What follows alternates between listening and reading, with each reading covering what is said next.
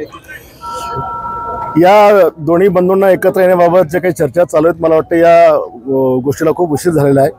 ही दोघं जर 10-15 वर्षांनी एकत्र आले असते तर कदाचित महाराष्ट्राचं चित्र वेगळं असतं. उद्धव साहेबांनी जो बाळासाहेबांचा विचार सोडून, शिवरायाचा विचार सोडून जे काही विचित्र आघाडी त्या ठिकाणी केलेली आहे, त्याच्यामुळे आज जनाधार संपलेला आहे आणि त्याच्यामुळे युतीचा काही फायदा होईल असं वाटत नाही. राज्यातील आर्थिक स्थिती कमी आहे असल्याचा आरोप विरोधक करतायत. तुम्हाला वाटते की खरंच की आर्थिक स्थिती कमी? आणि आर्थिक स्थिती कमी नाही आहे, पण लाडक्या बहिणीमुळे राज्य संकटात आलेलं आहे हे काही नाकारता येत नाही.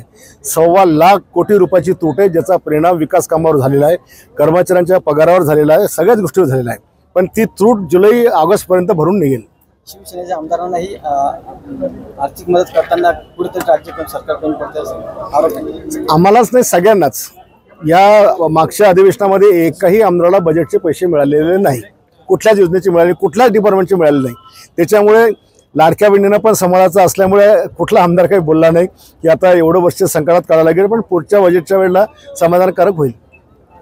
अशाच वेगवान घडामोडी पाहण्यासाठी आमच्या चॅनलला लाईक व सबस्क्राईब करायला विसरू नका.